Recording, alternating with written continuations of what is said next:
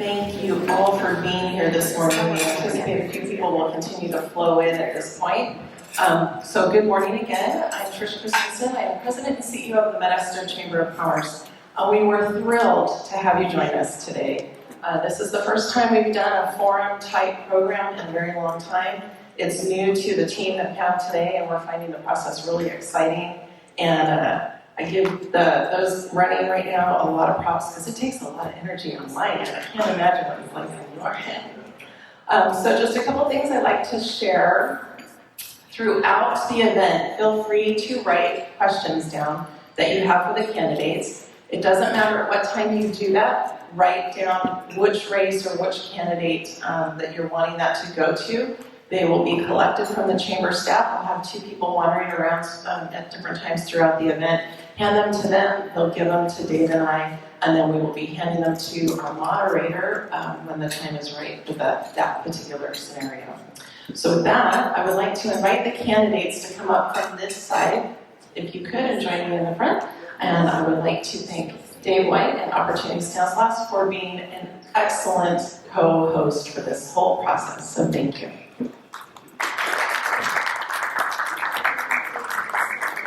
Thank you, Trish, and thank you for coming this morning.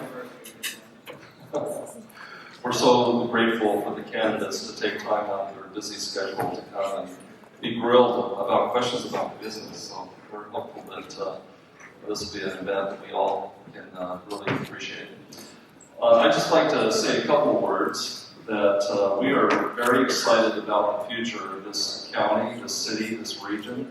And as an organization that serves business, Opportunity Stanislaus is very eager and also very aware of those issues that really can benefit business, but also be a hindrance to business. And so today, the questions that will be asked of our candidates will be all about business and their perspective on that. So I'd just like to thank you again for coming. I'm going to now introduce our moderator, facilitator, who's a dear friend of mine. I've known him for many years. He has been a consultant to Opportunity Stanislaus since about 2015, 2016. I knew him before I came here, and it's my pleasure to welcome and introduce you to Fred Michelson. Fred, would you please take a stand?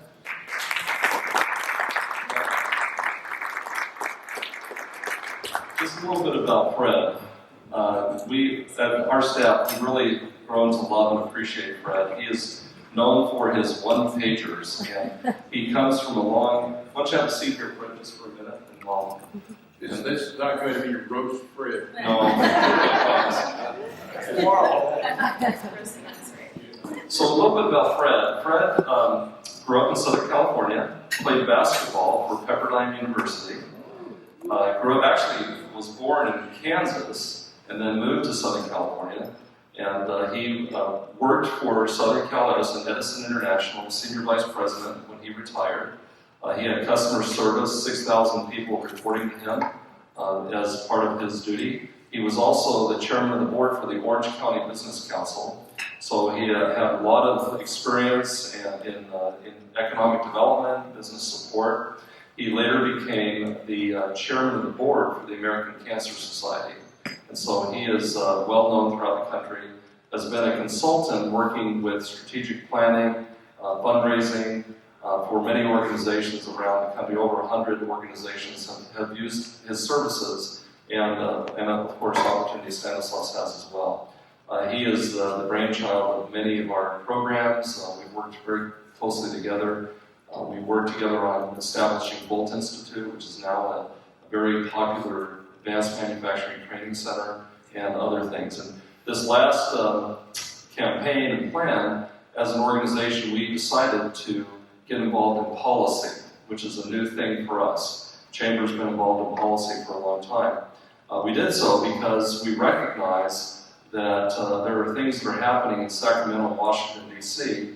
that pertain to business, and we need to have a voice. And so we don't endorse candidates, we don't endorse political parties, but we do take a position on important policy issues.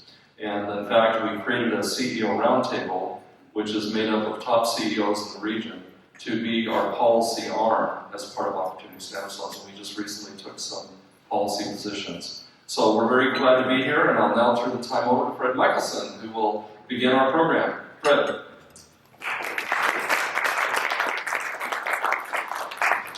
Thank you, Dave, and it was a pleasure meeting many of you this morning. Some I have known for a while because we have done a couple of 5-year plans here, but we certainly enjoy the opportunity to be here in an economic engine that is Stanislaus Camp. So with all that said,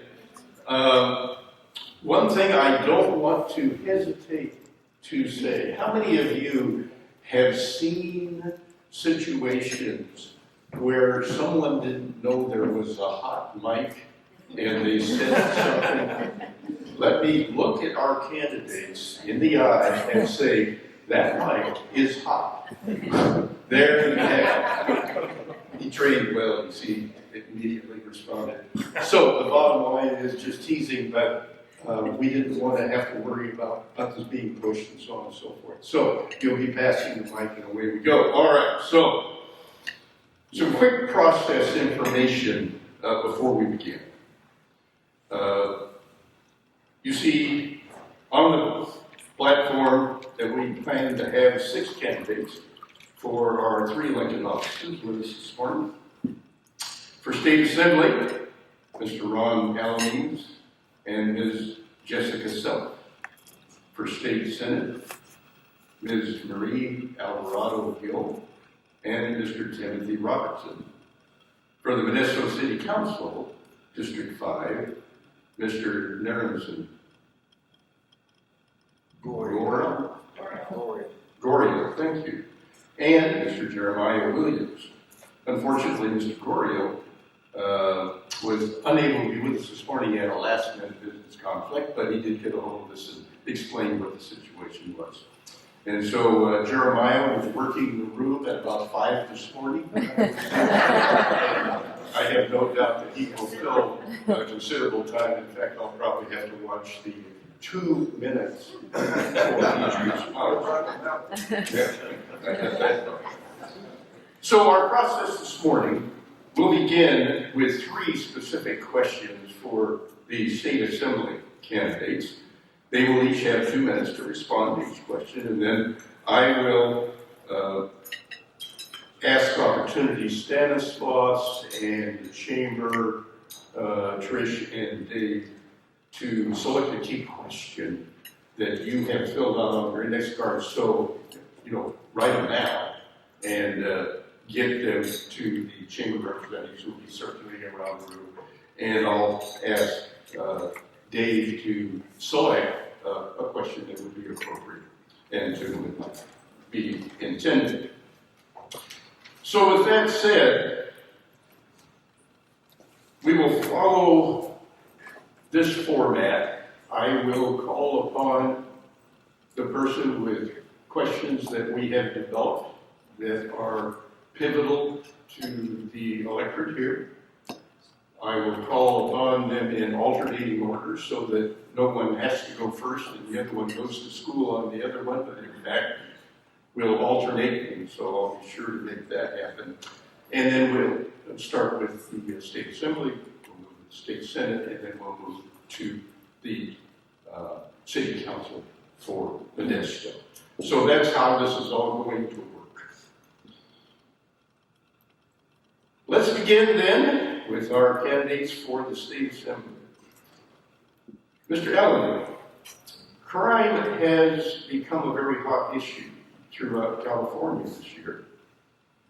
What action should be taken on the local and the state level to reduce crime, to make our communities a safer place to live, and to raise our family? All right, thank you for the question. Good morning, everybody. Thank you for coming today. For those who don't know, I'm a sergeant with the Sheriff's Department, and I've been in public safety for over 20 years. And that's actually one of my bigger topics involving my campaign. For those who remember, I ran for sheriff in 2018. That was also a big thing. Also, my goal was to make our community safer, make it a better place for us to live, raise our children, and feel okay about that. So going to the Assembly, I've mentioned many times we've had I've had Prop 47 and 57, AB 109, all laws and propositions that do affect us and have affected us I think some of us kind of voted on things because we were kind of tricked into what they were for like the Safe Schools Act, right? That had nothing to do with it. Those kind of things I'd like to address, I'd like to bring to light up there in Sacramento. And I know I'm not going to be able to change everything, but at least I will be able to go up there and bring my experience in public safety to Sacramento. Tell them the things that I've seen that work, see the things that don't work. And even on my personal time, my wife and I have even gone down and cleaned up the rivers and stuff like that, and watching the crimes there on that end go. And I'm sure we're going to be asked about homelessness later, but I'll get into that later. But as far as the crimes go, consequences. We do not have consequences anymore, especially in our state. That's what I want to bring back. That's the biggest message that I try and tell everybody about. If there's no consequences, then I'm not going to worry about it. Just like zero bail. If there's zero bail, then hey, what's stopping me from doing that crime? In history, no matter where you are or what country you're in, it's always the crime or the penalties for the crime that will help prevent those people from committing it. So, quick example for everybody, grand theft is now $950. It used to be $400. So we have places like Home Depot and all these other businesses that are unfortunately being hit with $949 or so of merchandise being taken, and people are just walking right out. The employees can't attack them or take them down or bring them into custody because then they get in trouble as well. The word's out, they know it, so they keep doing it. Well, those that have been caught, they're basically getting a slap on the wrist. And so now you have these businesses that have come down to testify in court to show that, hey, we want justice, and it's not served. And that's, is that how we're doing the times? Is it going to be or is that somebody's phone? It was a time, but okay. Sorry. Do we have are we going to have a one? So in conclusion, bring it back. Consequences. We need consequences regardless, no matter what it is, and that's the message I want to take up to Sacramento to help us here at the level that in our district and at the state level. Thank you. Thank you. Good morning, everyone. My name is Jessica Self. I'm also obviously running against Juan. And the thing about our crime situation here is obviously it's a problem. It's a problem for our businesses. When you look downtown, when you drove here this morning, it is a problem for our businesses to open, to grow, to thrive. And it's a problem for our neighborhoods to make sure that we can raise our families safely here. But back when those propositions were passed, there were issues. There were problems with what was going on then. It wasn't working. We can't arrest our way out of every situation. And the reason that those things were even brought up and were even debated and taken statewide was because the things that we were doing weren't working. So the idea of just going back to the exact same thing we were doing before we tried this test, that's not a solution. And it's not one that's going to pass with a supermajority of Democrats in our state. I'm not leaving California. And so unless you're moving, we live in a Democratic state right now. That is our reality. And I think we should be sending someone to Sacramento who can work within that structure, work to actually get meaningful solutions here. One of the biggest reasons that Prop 47 didn't actually have the desired effect that it stated with safer schools and these other types of language was because our county actually didn't opt in to all the programming that was available. Instead, we opted into none. So the idea was that we would have this in-custody rehabilitation program that then went out of custody, where folks would have to do very specific things to stay out of custody, and they would have to, and it was like a rehabilitation, like a slow re-entry, which we know from science and history works. And yet we didn't do that. We didn't have any programming. We actually didn't do any of our match funding. We didn't take on any of the state programs. And so when we talk about things not working, a lot of times it's because we didn't actually fulfill our part of it. Right now, our officers in Modesto have the chat team, and it's wonderful. And Chief Gillespie will come and tell you how well it's working. That is a team specifically staffed to go and deal with drug issues and mental health issues of our community members. And it's working really, really well. But they're only there 7 to 4. And they're only there like Monday through Thursday. I can tell you as a former public defender that that's not when all mental health and drug issues happen. And so he wants to double or triple the number of staff that he has going out, and that also helps our police officers because they're not supposed to be doing everything. They're not supposed to be counselors. They're not supposed to be mental health workers. They're supposed to be police officers enforcing laws and stopping crime. And we're asking way too much of them. So there are a variety of reasons, and I know 2 minutes, Juan and I, this is obviously something that we both feel very passionately about, and 2 minutes is hard to get it out. But I want to go to Sacramento and be effective. actually make the changes that can be accomplished within Sacramento and bring home grant money and bring home funding for those programs from Sacramento. Thank you. While you have the floor, Ms. Okay. Another key issue is the rising level of homelessness. What actions do you feel should be taken at both the local and state level to address this issue? Thank you. So a lot of what we're talking about right now goes hand in hand. We have a large homeless population here in the Central Valley. One problem that I see with how we're dealing with our homeless population is the 1100 to 2200 folks that we focus all of our attention on are the people that you saw as you drove it, the people sleeping on the side of the 99 in tents, the people that are sleeping on the ground in downtown. The bulk of our homeless folks actually sleep in their car with their families and their children, and they actually are couch surfing. And those folks are homeless. They don't have a safe and stable home. And if we were to start there, which the city of Livermore just did a 3-step plan, and step 1 was to use an abandoned parking lot, which we have plenty of over on the 99, and they hired security and they got insurance, and folks can park and sleep there. They can sleep there safely, we can get resources to them, we can lift these folks who are working.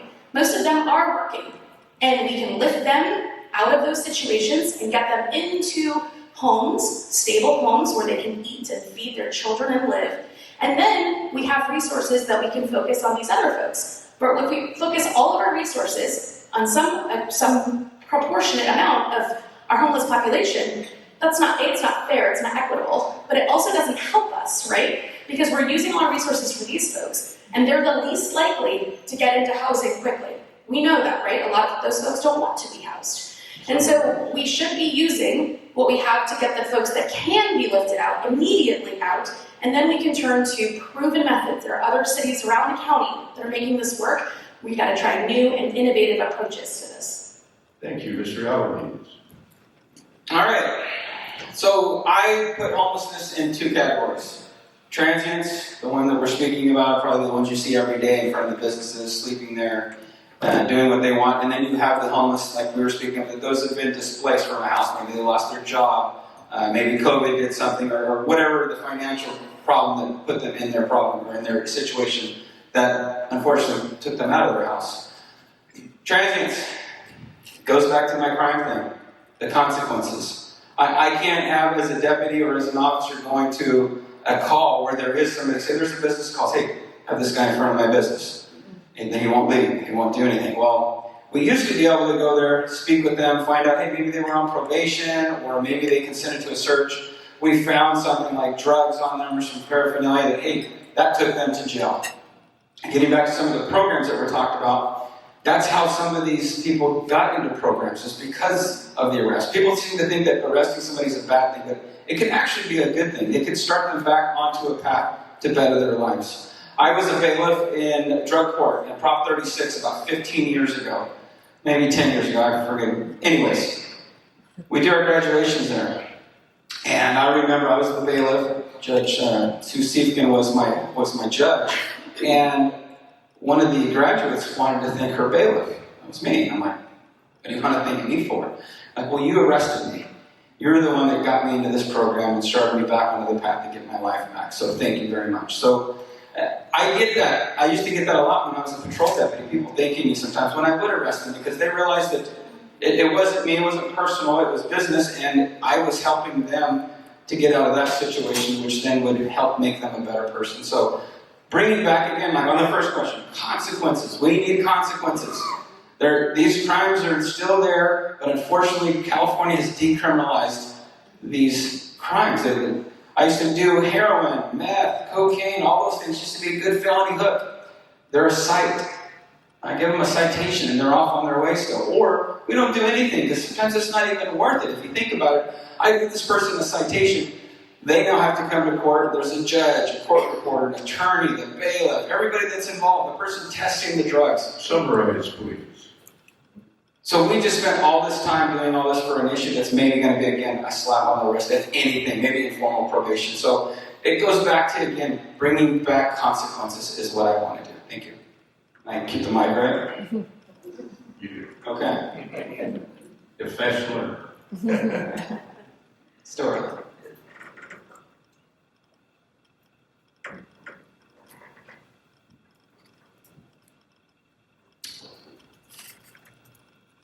Mr. Allen, as affordable housing has long been a selling point for Stanislaus County.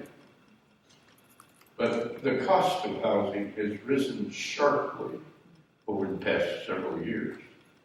What can we do at the local and state level to make housing more affordable and available? Okay, so that's almost everybody affected by that. The rates have gone up. People trying to sell houses can't sell houses now.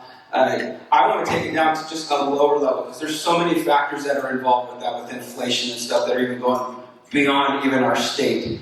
But I'm sure you guys heard many times with me being supportive of the 54-cent gas tax. Now, some people think it's just very little bit of savings, but for some people that's a lot, and that can help people afford to get a house or be able to afford an apartment to rent. They said the average family of four saves about $1,600 a year by just eliminating that tax. And you guys all know California has said that we have a surplus. Okay, well, if we have a surplus, why are we still trying to tax the people of California? Why don't we, sometimes the Board of Supervisors, City Council members, they have a fund that they keep for a rainy day, right? Well, it's raining right now, and I think California should relieve us in general of those taxes that aren't needed right now because we have a rainy day fund for this. I think that would help many other issues as it goes, but as far as affordable housing, also you have all the red tape that's involved with building, with making sure that there's no spotted owl or a gecko or some lizard or something like that also, right? You have those issues also that need to be addressed. California is very strict on that, and unfortunately it does not attract people to come and want to build here. We need to lower that or find ways around that to help attract builders to come into our area to help build these affordable homes that we need. I think Modesto is doing a great job of trying to find affordable housing to do that, and I applaud you guys, not just because you're here, but I think we're on the right track on that. We recognize that, but I think just helping just small little areas like with the gas tax would also help us with affordable housing as well, because everybody's accounts need to pay for something, and if it's a house, I would obviously choose a house. We just moved my niece into a one-bedroom apartment, $1,700 a month, and I felt so bad for her. I want her just to come move in with us. Don't even pay that much, but that's what it's like right now. And so if I can help somebody like my niece or even my kids like that by just saving that, then that's one thing I think we should have. Thank you. Thank you. Thank you. Ms. Phil? Thank you. So the housing question is obviously very complicated, as Juan mentioned, but one of the things that just keeps coming back, it's a consistent issue in this campaign, is the ability to actually make change. So our county has actually specifically not had a very diligent plan looking forward as to what we want to look like, right? Silicon Valley didn't become Silicon Valley just because it was near the Bay. Those city councils and that county board of supervisors, they actually changed a lot of their zoning codes and a lot of their red tape, green tape, blue tape in order to bring businesses there and change the culture there. And obviously that turned into, a great taxpayer benefit where they were receiving that money back. We don't do any of those matching funding processes. We are one of the least requested counties for money, and then obviously because of that, we're one of the least that get the money. Our jail right now, it's beautiful, it's large, new, half of it's empty. Those are classrooms, they're supposed to have services in them. We aren't offering services in the jail, so that's not a solution. But the idea here is that we have to do our part. So we have to be the group that is paving the way for business. I talked to a blood plasma warehouse owner, and he wants to bring one somewhere in the Central Valley, and we don't have anyone talking to him and paving the way for him to be here with 70 really good paying jobs with requiring bachelor's degrees. where our kids can go to school and come back and work. So the idea here is we need to pave a better way for business to flourish here so that people can afford to live here.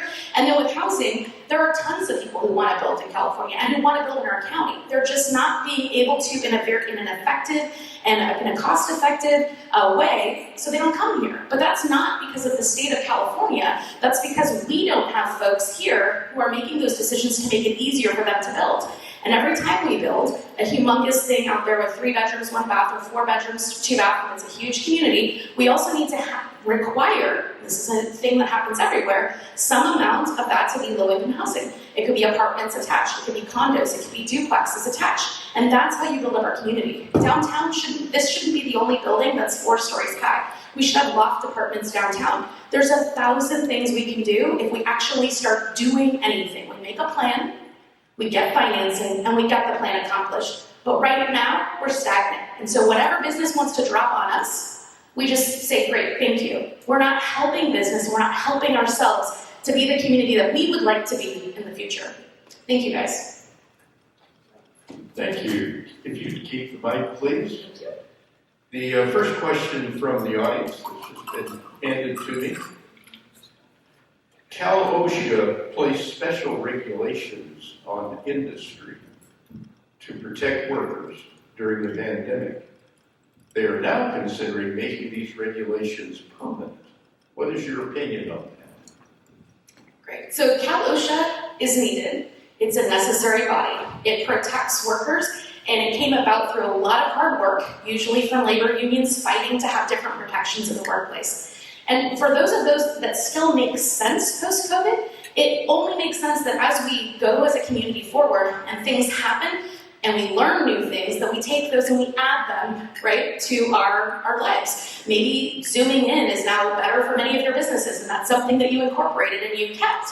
Some of the OSHA regulations right now that they're talking about, I don't think help us or help workers going forward, but I do think that the vast majority of them, including telecommuting and different spacing between workers and workers having mental health, time and breaks, and including mental health as a sick day alternative, I think that those things are important. We're learning as we go how to keep our workforce working, and that's what's important for business. We have a huge workforce depletion here in our county, and you know that, you're feeling that. And a lot of that has to do with us being able to get folks to want to live here and work here, but also in how they're treated once they're working. And I will say that just like the gas tax, which was passed by voters in the state of California, so it's not something that can be undone like that, and it won't be undone because funds from the general fund or the rainy day can't be used for the things the gas tax is funding. It's SB1. It is funding transportation, highways, infrastructure, and deferred maintenance that we have deferred as state for 10 years. And those are providing great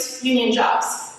And so the idea that we would just undo something, first of all, it's not possible, but it's also not smart. So I think that with Cal OSHA and any other regulatory board, making things work for business while protecting workers' rights, it's just got to be the balance that we try to find. Thank you, Mr. Elliott.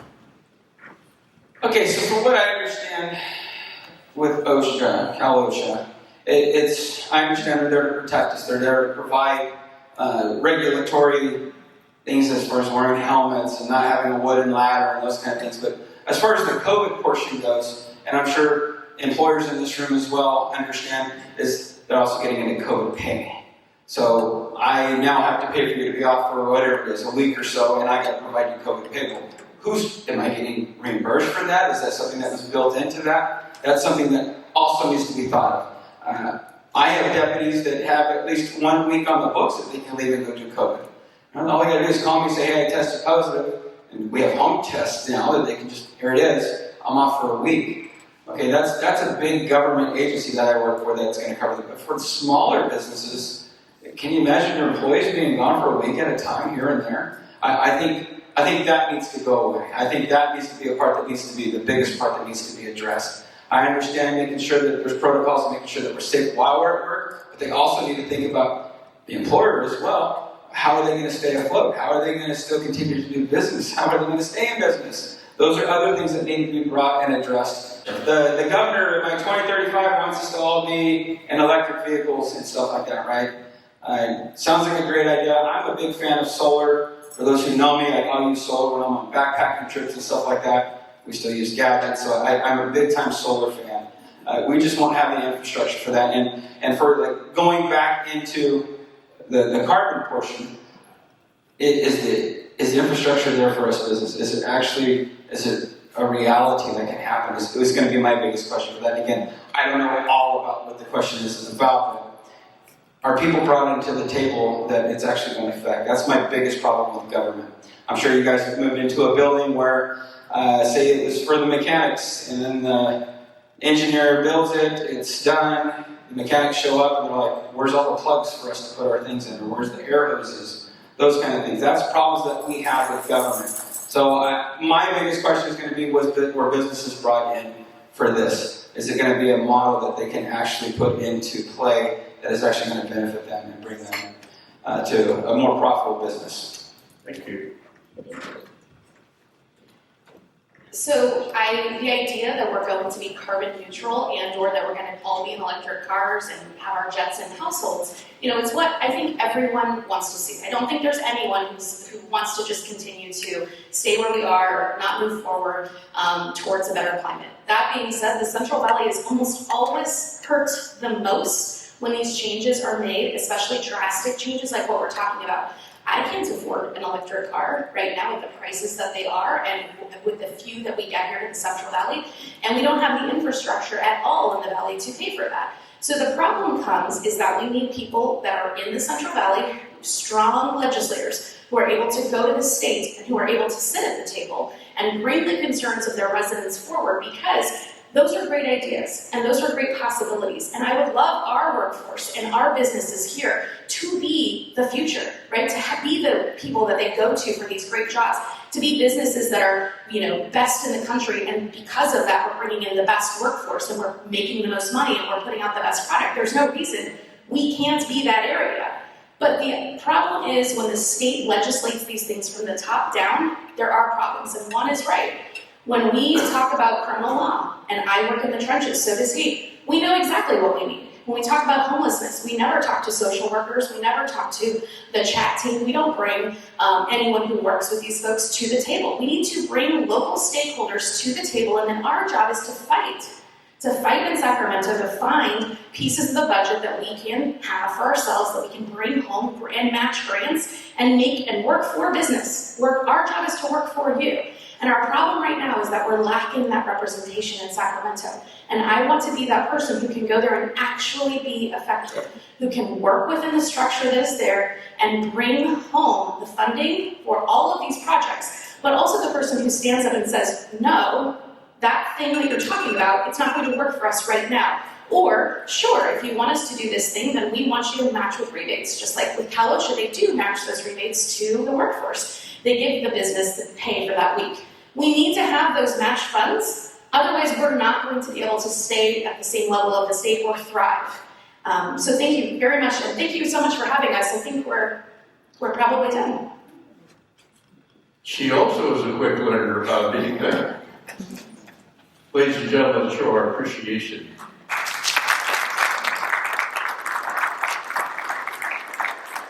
Thank you. I apologize. I can't stick around. Are you going to say? Yeah. Okay. I have to go back to work. But Don't thank you take again. the microphone.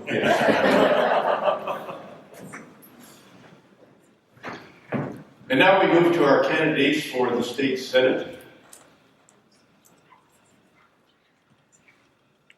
Ms. Alvarado Gill, the availability of water resources, both locally and across the state, has become a huge issue.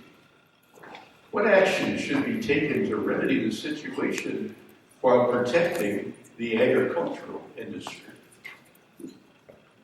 So good morning, Marie Alvarado Gill, your candidate for State Senate District 4. If you have not heard, Senate District 4 is a wide swath of counties. We have 13 counties, the eastern backbone here in California, with Stanislaus County being the core, the heart, the belly, the soul.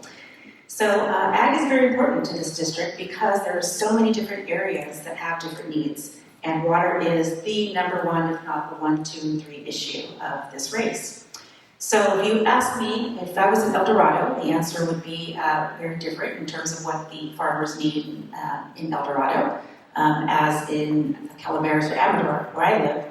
Here in Stanislaus County, I've spent a lot of time in the community talking to farmers who have had their land for generations, for legacies, small family farmers, large farmers, really to understand what is important to them and why what has been not working for hundreds of years here in the valley needs to be changed. And the number one thing that comes up is decisions coming from Sacramento by appointed members of the Water Review Board, appointed members of the governor that do not live in our area, do not experience what we experience here, and continue to make decisions based on what they think is best, rather than what we know is best here. So the other thing that I really believe in is local control and local authority to make some of those decisions. So I've been working to get to know the MID, the TID, the OID, and to really understand what has been the generational issues that have brought us to today. I've also had these discussions with the eastern side of Senate District 4, and we have a very good example of what doesn't work, and that's the Owens Valley Lake. If you go into Owens Valley, what you see is a desolate graveyard of flora and fauna that used to thrive in that area. Why? Because all of that water got sent to Southern California. So we know that that will be the future of Mono Lake, that may be the future of Don Pedro Reservoir, because we have this large water grab from Southern California. So as you know, voter density in Southern California is much larger than Central Valley, Northern California. As the next state senator, my primary goal is one, to unify us here in Senate District 4 so that we are not arguing partisan politics, but we are neither on the far left or the far right, but we're truly representing the people here in Senate District 4. And water is going to be the number one issue. And you need a representative that understands all 13 counties, not just Stanislaus, because I'm going to advocate for you in El Dorado, I'm going to advocate for you in South Tahoe, I'm going to advocate for you in the Sierras. And so that's my commitment, is to bring the voice of our ag community, our residents in our communities across Senate District 4 to serve in Sacramento. Thank you. Thank you, Mr. Roberts. Thank you for everybody putting this on today, and for all of you for being here this morning. It's an honor to be here. Water is becoming more and more scarce, and that is just a fact that we have to deal with. From a policy solution side of this, we need to work everything from everything on the supply side and on the demand side. We absolutely need more storage. There's some smart ways that we can do this. I think raising the spillway in the Don Pedro Reservoir would add about 150,000 acre-feet of storage capacity.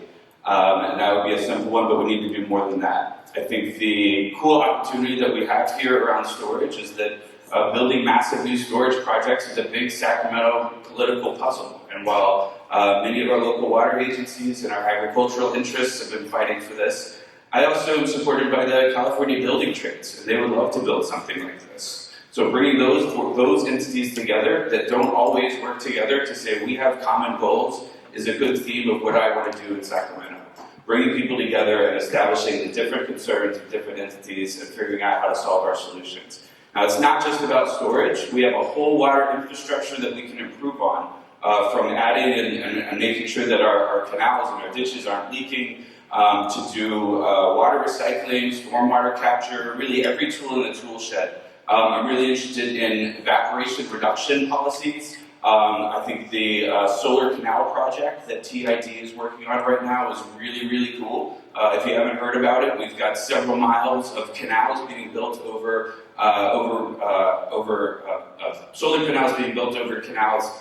panels being built over canals in the TID district. And we're going to figure out if we can generate electricity, keep water from evaporating, and even keep maintenance on those canals lower, because the weeds might not grow as fast. This is a great experiment. This is how we look at all of the challenges that we're facing in our community, try to invest and come up with smart solutions to fix them.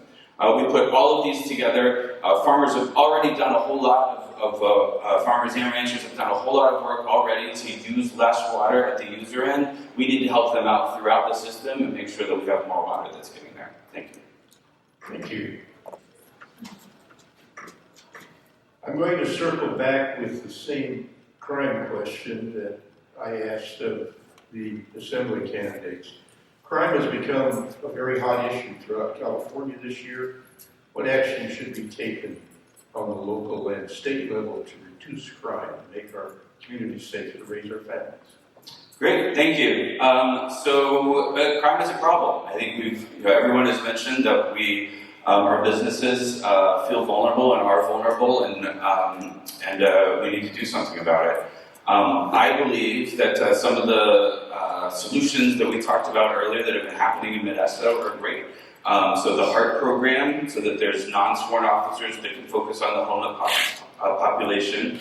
The CHAP program, so non-sworn officers can focus on drug issues and mental health challenges in the community, frees up more resources for our law enforcement officers in this community to focus on the crimes that matter and put people in jail. I also am a strong supporter of Measure H. We need more funding for our local law enforcement. I'm really excited to be sharing that message with our campaign and making sure that this city has the resources that it needs, not just for our law enforcement, but to make the budget work at large. I'm really happy to be endorsed and supported by the Modesto Police Officers Association because we have a vision of how we can continue to bring resources, make the connections with the state to make sure that we have resources for local communities here to do law enforcement. We also have to invest in a lot of other programs like mental health and drug treatment. Dave's here. Workforce development is a big part of this for me. A lot of people that end up in a life of crime, it's because they never found a life to gainful employment.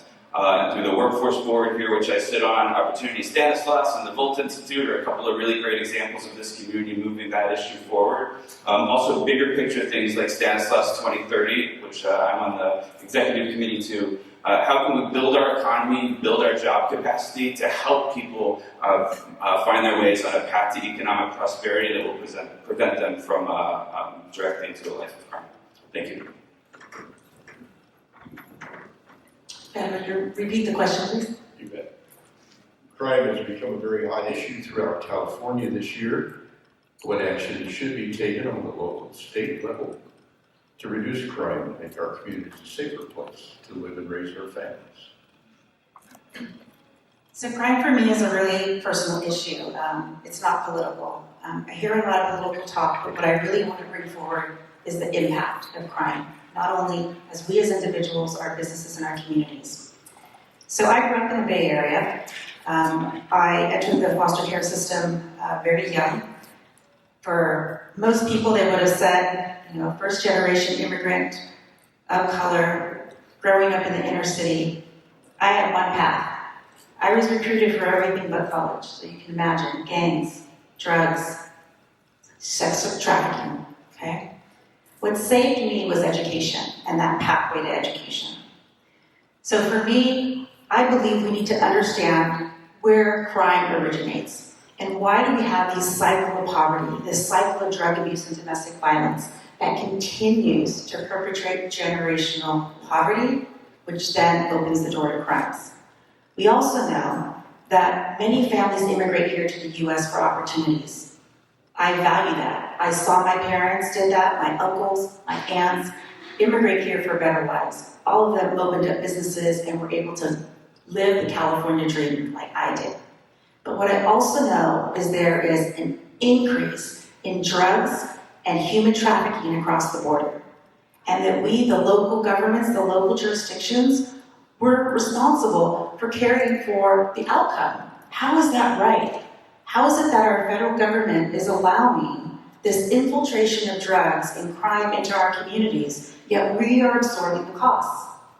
So what I'm looking to do is be a voice in Sacramento, and that is why I am being represented and endorsed by the California Coalition of Law Enforcement Agencies, the Sheriff's Association, the Turlock and Series Officers Association, and your local DA-elect, because I understand crime from a personal level.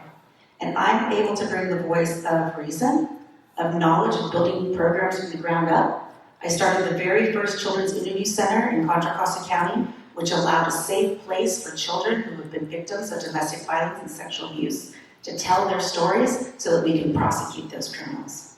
I opened the first alternative school program for young girls that were exiting the juvenile justice system and headed down that same path that I would have headed down if I was not rescued by education and my community.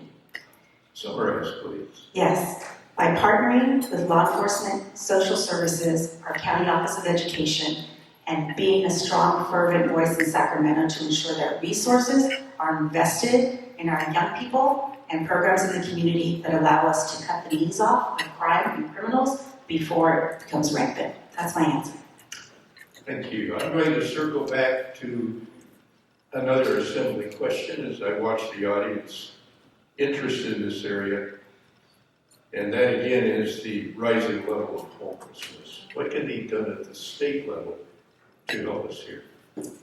Well, the first thing we can do at the state level is stop putting the wool over voters' eyes, right? We can't be promoting propositions and ballot initiatives and saying, oh, this is for homelessness, because our voters are too smart for that. So that's the one thing. We can't have piggyback riders on propositions and bills to address homelessness.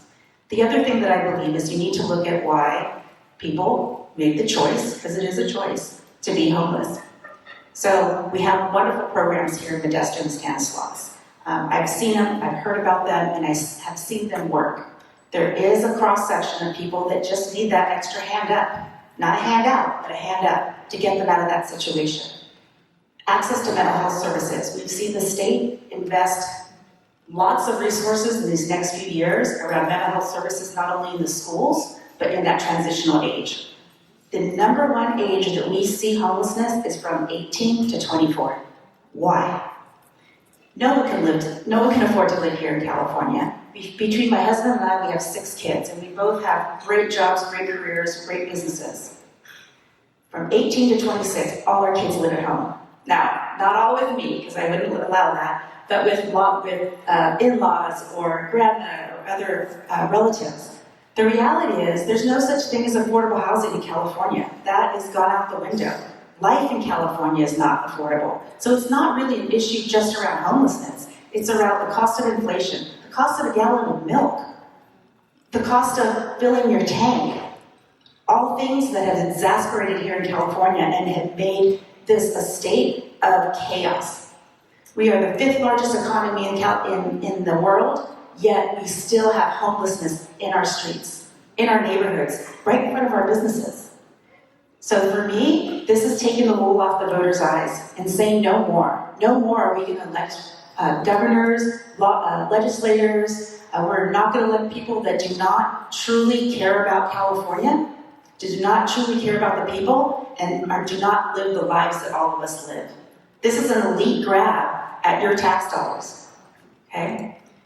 All the promises for homelessness, we as voters, we have to make our legislators accountable. And I will always be accountable to you. I'm not endorsed by the Democratic Party or the Republican Party.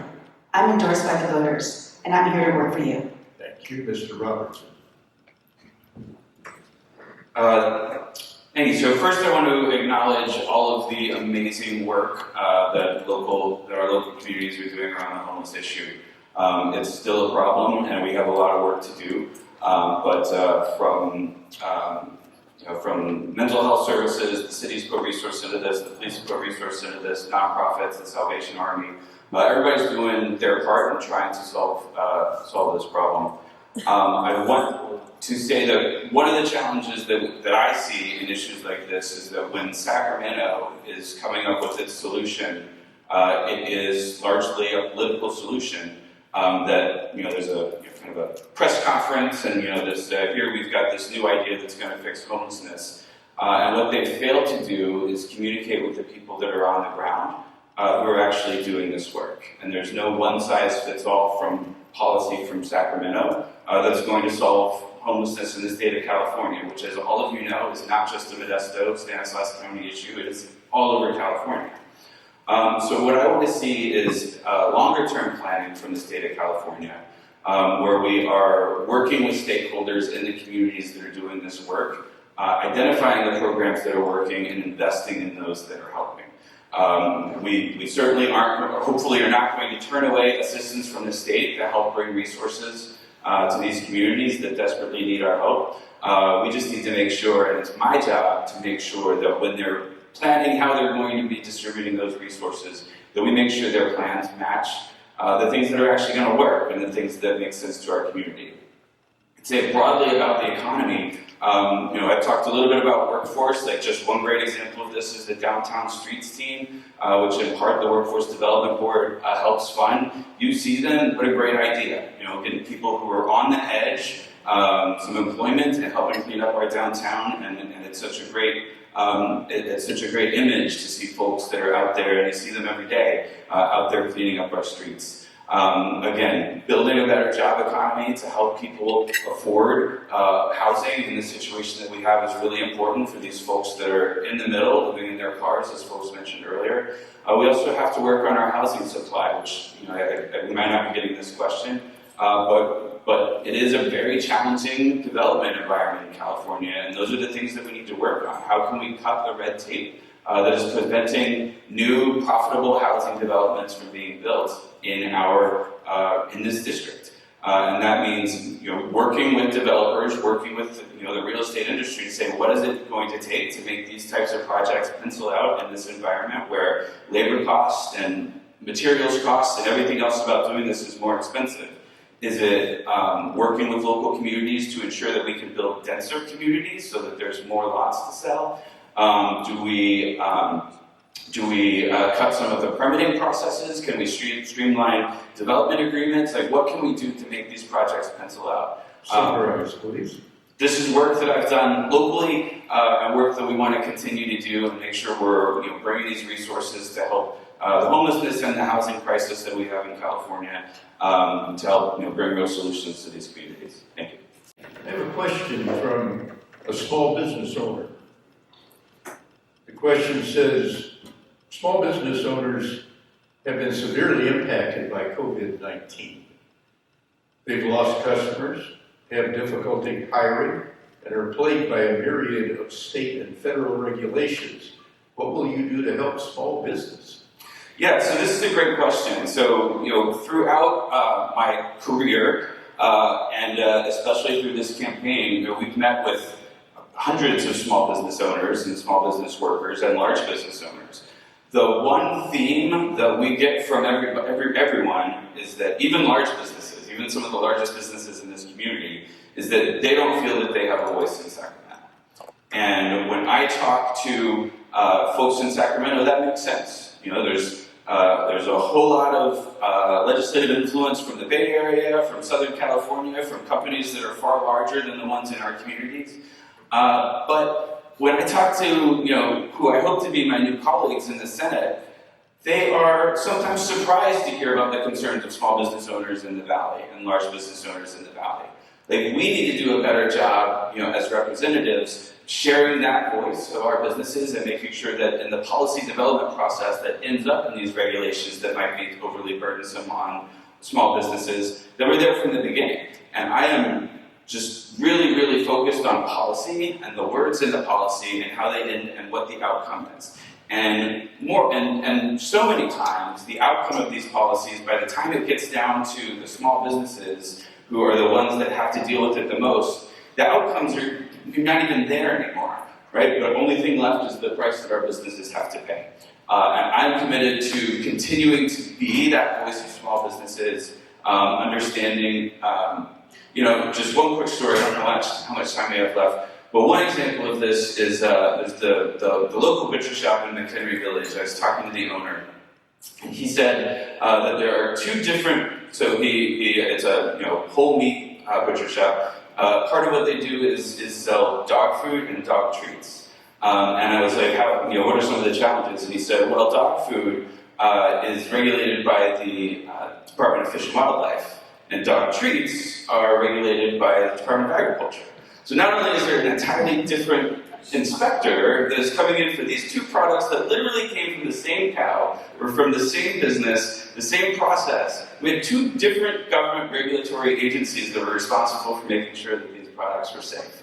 That's something that we can fix, right? But you have to be out there communicating with people and understanding kind of at the grassroots level that these challenges are happening. And then when we get to Sacramento, we'll be able to get get to work on this stuff. Thank you. Ladies and gentlemen, you saw what's called a preemptive strike. People love stories, and therefore, would I take away from the story he's going to tell? No, but I am going to say to Ms. Alvarado, you may tell a story also as you deal with this question. Well, I love storytelling, but I also love truth and fact and transparency. So let's just be very transparent here. This race, Senate District 4, is labor versus business. Okay? Again, roll over the eyes. Let's just be very direct here. I am not only endorsed by the California Chamber of Commerce, also the National Association of Small Businesses. Okay? We've seen this play out in California, where candidates come forward and say, I hear you, I listen to you, I'm going and seeing you. But when they get into Sacramento, what do? They vote with those who put them in office, right? My opponent has a long list of labor partners who have put a lot of money into his campaign. So although I appreciate the storytelling of going to businesses and talking to butchers, you have to live it. You have to have the experience of opening a business, of taking out a second mortgage of your house so that you can invest money into a business that you don't know if it's going to thrive. And imagine COVID hitting you now, and you've got this restaurant that you've invested your life savings in. That's the reality of many people in the business environment. Okay, yeah, we had PPE loans, but with that came all these restrictions, right? Most small businesses did not survive the COVID closures. I've opened 3 high-quality charter schools that within 3 days, I needed to make sure that every single one of my kids had a Chromebook in their hand and access to the internet and mental health supports because the pandemic hit us very hard. Okay? But who was thriving through this? Okay? Not many. Certainly not our businesses. So for me, I'm not only walking the walk, I'm talking the talk. I am the business representative in Senate District 4. My relationships with the business community run deep. No one pulls my strings in either party. I have been very vocal about my support for charter schools and for choice, because I believe in healthy competition. Healthy competition ensures that our businesses thrive because our consumers will choose what's best for them. They will choose that customer service. They will choose that business that knows and remembers what we love. Okay? That's what this is about, and that's what we would do to protect. So I do agree with my opponent. Businesses believe that in Sacramento they don't have a voice, they're not heard. I commit to being that voice, and I will continue to do that. I've been lobbying in Sacramento for 8 years for businesses, and I will continue to do that as your representative in State Senate District 4. Thank you. This question speaks to what we've all seen about businesses leaving California. We hear and now we see California businesses leaving and going to states like Texas. Does this bother you? What should we do about it?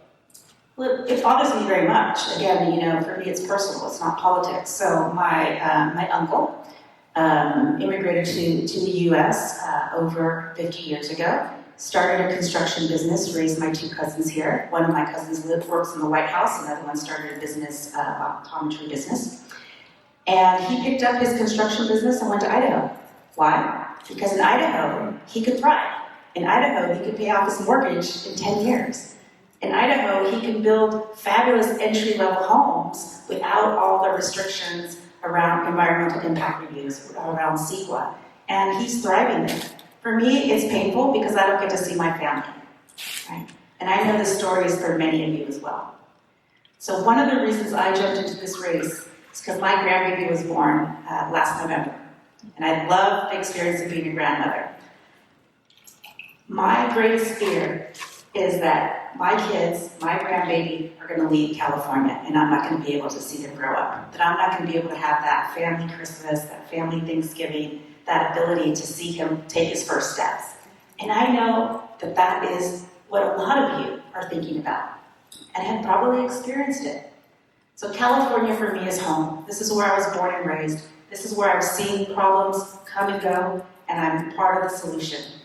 And so for me, I do take this personally, and I do know it's a problem. Not only do I want to keep our families here in California, I want to keep our businesses here. And what happened in 2019 is we continued to tax our businesses out of California. As a representative in Senate District 4, I will never vote for a tax increase. And it's on camera, you hold me all accountable for that.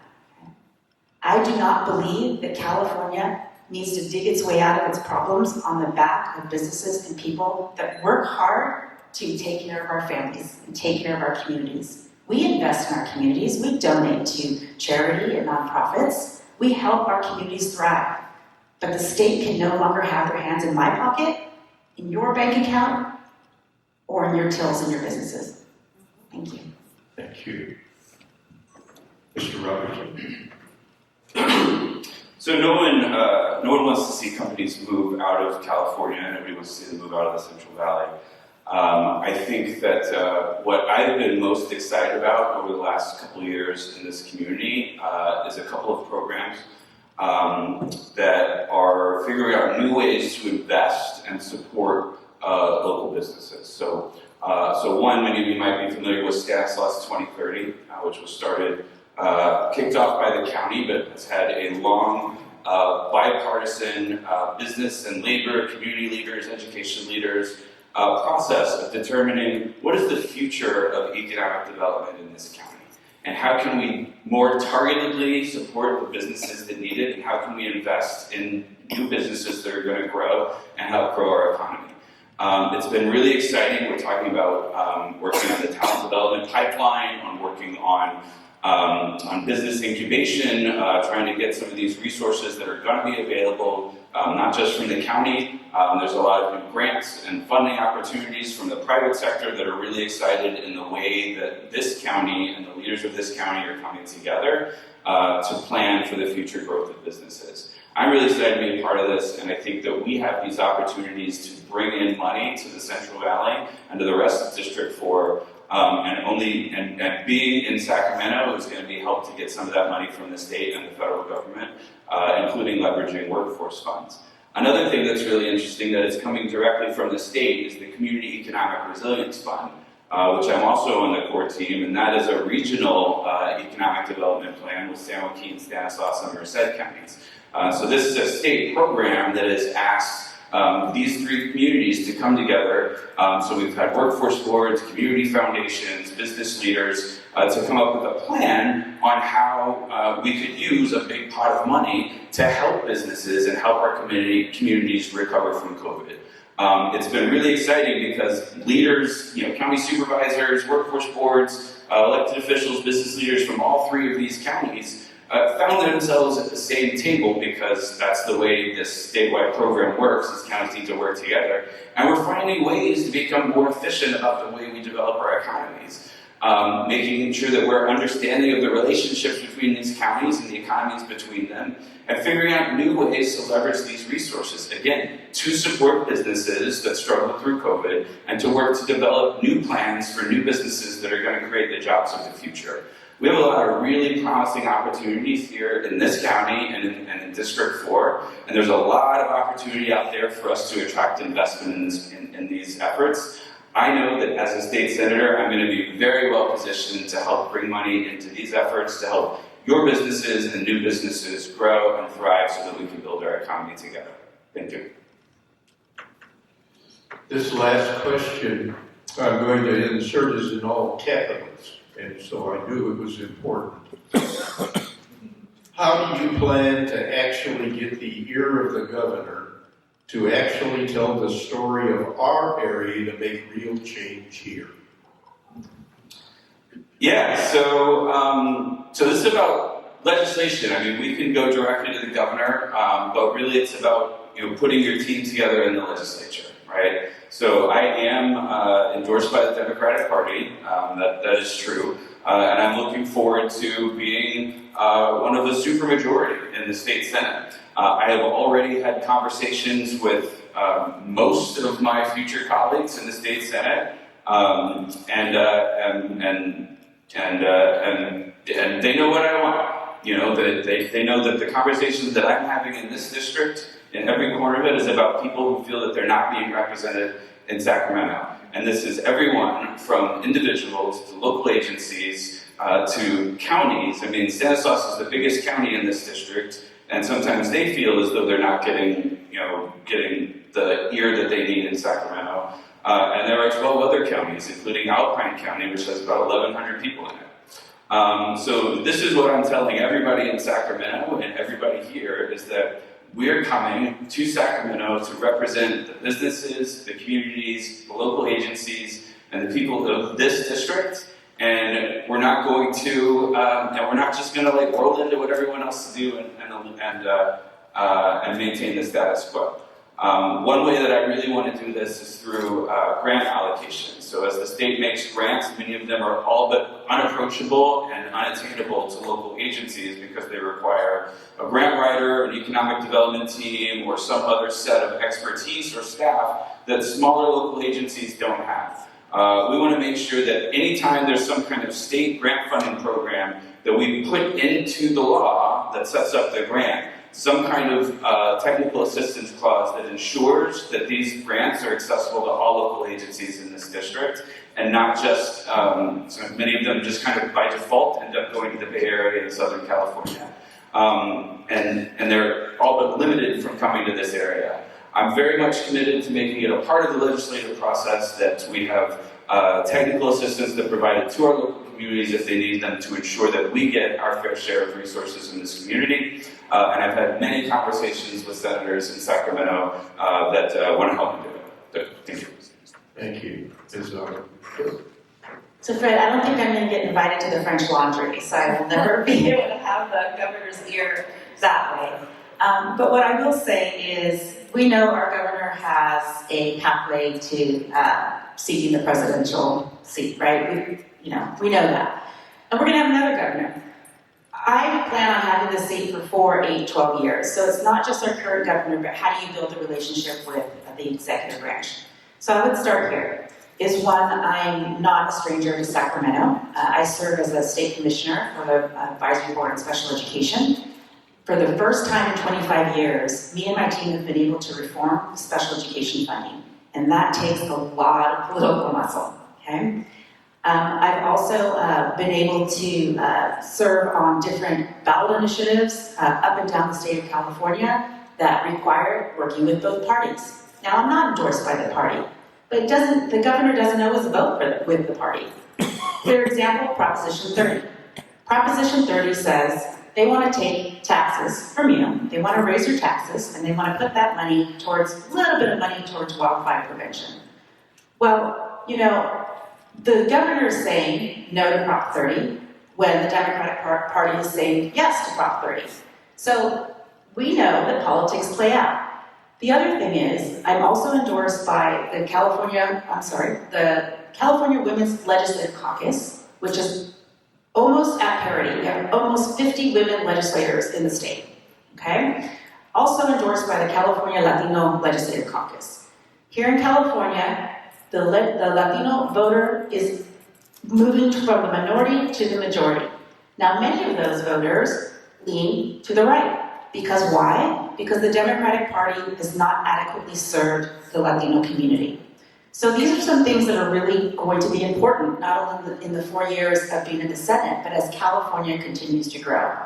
So ear to the ground, accountability, making sure that you have leaders that understand your message, being able to foreshadow the direction that the county is going, where the state is going, and anticipate where those windows of opportunities are before they smack you in the face.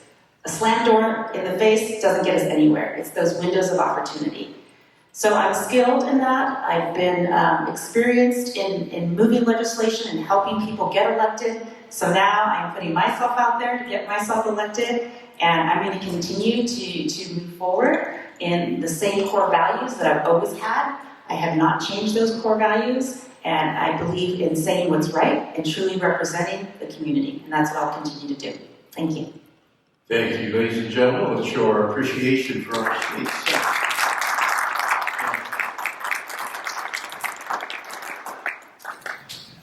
Now we move to the Modesto City Council, District 5.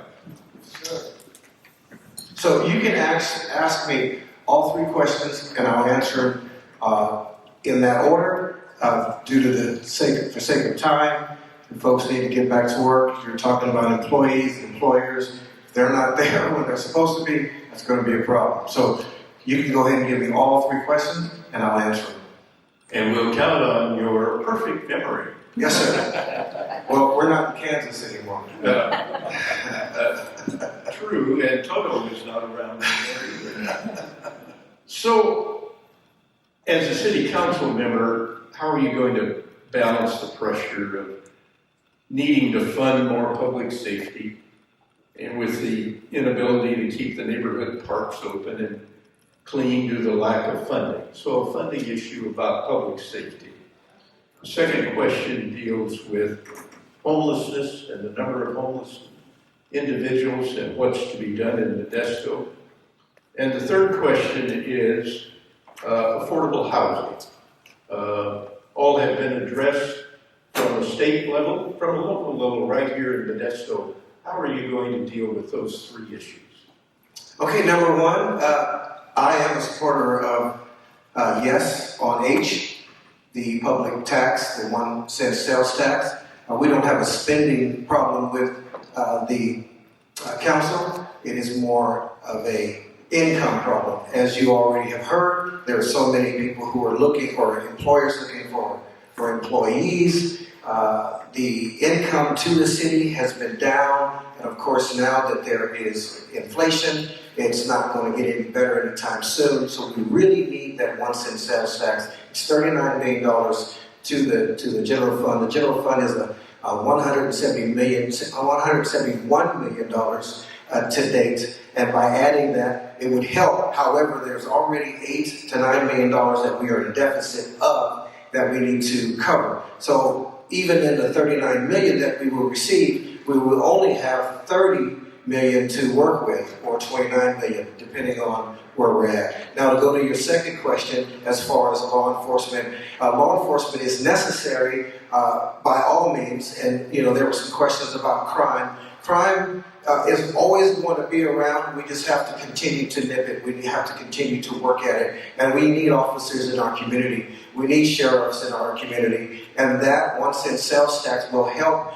our public safety get the officers that they need, as well as pleading with this audience and the citizens of Modesto to raise your children up to where we can have officers. So they're not having to have 500 people or 100 people try for that office and they can't pass the background. So we need to do something as well to bring law enforcement to the full fruition of being able to service our community. So we need to work on our children as well. Homelessness. Homelessness is something that is going to be around for a while, and that is another thing that we need to nip.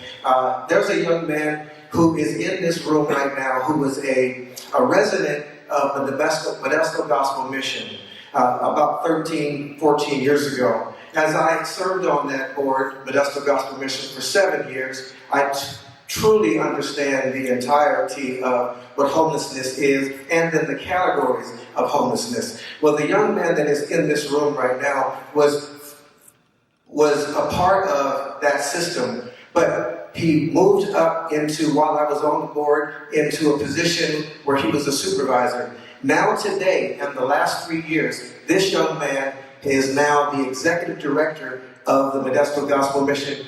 Jason, Conway, will you stand and be recognized? That just shows that people who really want to live and want to thrive, the opportunity is there, and these particular organizations like the Modesto Gospel Mission and now the Salvation Army Board, which I am on, is out there to help these that want the help. If you want help, you can find it. There's this saying, anything you're looking for, you'll find it. If you're looking for a way in, you'll find it. If you're looking for a way out, you'll find it. It's whatever you're looking for. And Jason found what he needed to find, and he's been a pillar in this community. He is working tirelessly to correct the system that puts people in that position. And I'm thankful that you're here today. So thank you very much for being here, Jason. Now on to housing. Housing, affordable housing. tiny houses. Well, my property is right down the street on the corner of 812 7th Street and 827th Street. It's 25,000 square feet.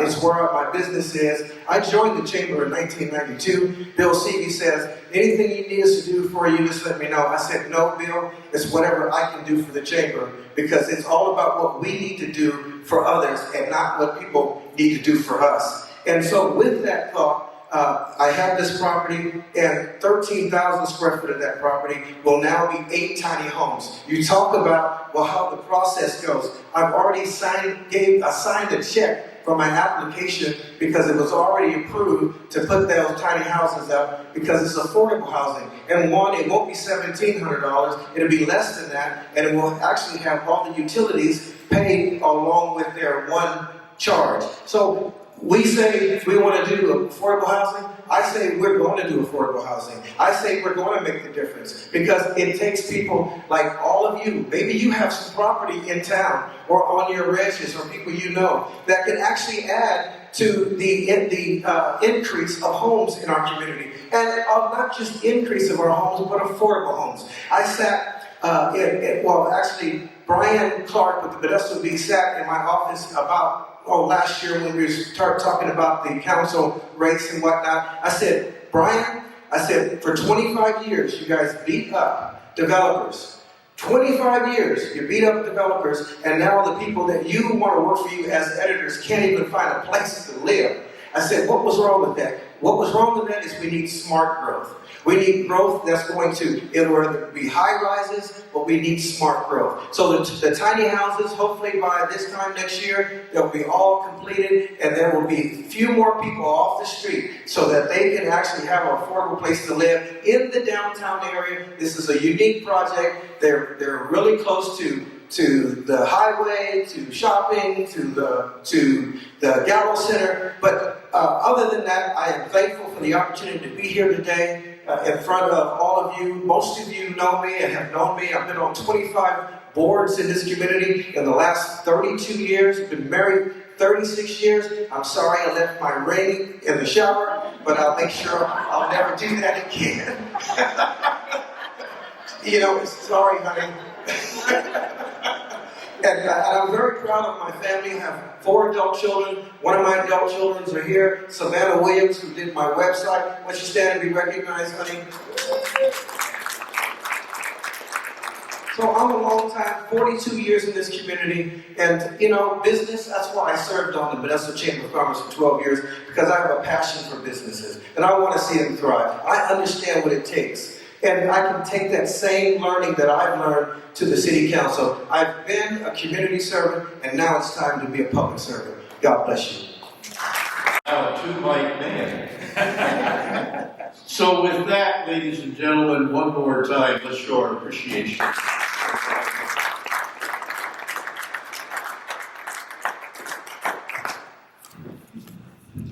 I always found you so boring. What was that?